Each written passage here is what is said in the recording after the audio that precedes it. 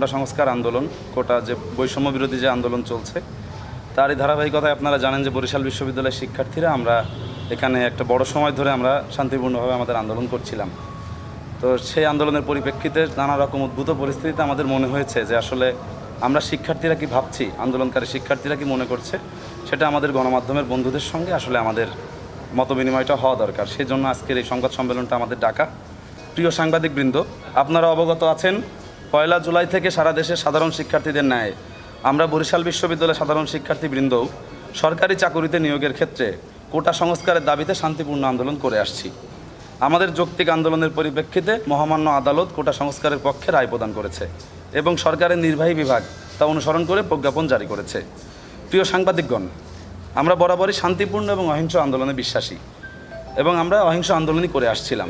কিন্তু আন্দোলন চলাকালীন সময়ে দেশব্যাপী নানা অনাকাঙ্ক্ষিত ঘটনার পরিপ্রেক্ষিতে আমাদের অনেক ভাই বোন আহত এবং নিহত হয়েছেন। আমরা স্পষ্ট করে বলতে চাই, আমরা কারো অসৎ উদ্দেশ্য সাধনের হাতিয়ার হিসেবে ব্যবহৃত হতে অতীতেও চাইনি, ভবিষ্যতেও চাই না। নির্বাহী বিভাগ আমাদের কোটা সংস্কারের দাবির প্রেক্ষিতে যে সমাধান করেছে, আমরা মনে করি তাদের শিক্ষার্থীদের দাবির প্রতিফলন ঘটেছে। তবে সারা দেশের শিক্ষার্থীদের দাবির পাশাপাশি বরিশাল বিশ্ববিদ্যালয়ের প্রেক্ষাপটে আমাদের কিছু দাবিনামা রয়েছে। আমাদের দাবিগুলো আমাদের আন্দোলনরত শিক্ষার্থী যে রয়েছেন মাহমুদুল হাসান সজীব ও একবার পাঠ করে শোনাবে। প্রথম দাবি হচ্ছে অনতিবিলম্বে হল খুলে দিতে হবে। বিশ্ববিদ্যালয় সংলগ্ন এলাকায় সাধারণ জনগণকে কোনো ধরনের মামলা বা হয়রানি করা যাবে না। শিক্ষার্থীদের বর্তমান ও স্থায়ী ঠিকানায় আইনশৃঙ্খলা বাহিনী কর্তৃক কোনো ধরনের হয়রানি করা যাবে না। ছাত্র সংসদ নির্বাচন ও ক্যাম্পাস খোলার পর ক্যাম্পাসের নিরাপদ ও গণতান্ত্রিক পরিবেশ নিশ্চিত করতে হবে।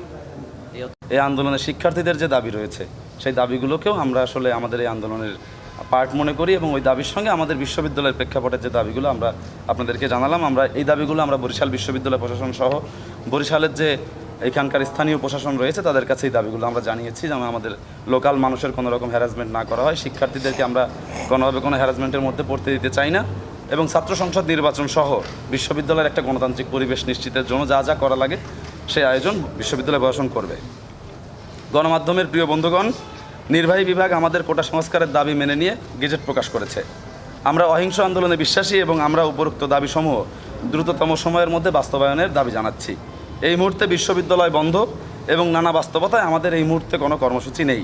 সারা দেশে আন্দোলনরত শিক্ষার্থীদের মতামতের ভিত্তিতে আমরা আমাদের পরবর্তী যে কর্মসূচি, পরবর্তী যে করণীয়, সেটা আপনাদেরকে জানিয়ে দেব।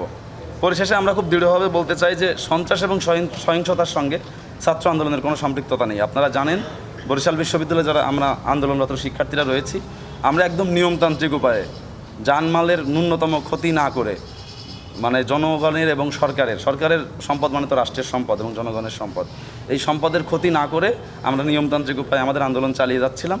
আমরা ভবিষ্যতেও আমাদের সারা দেশের যে আন্দোলনরত ছাত্র বন্ধুরা রয়েছে তাদের মতামতের উপর ভিত্তি করে আমরা পরবর্তী আপনারা দেখছিলেন ট্রেন্ডিং টুডে বিডি।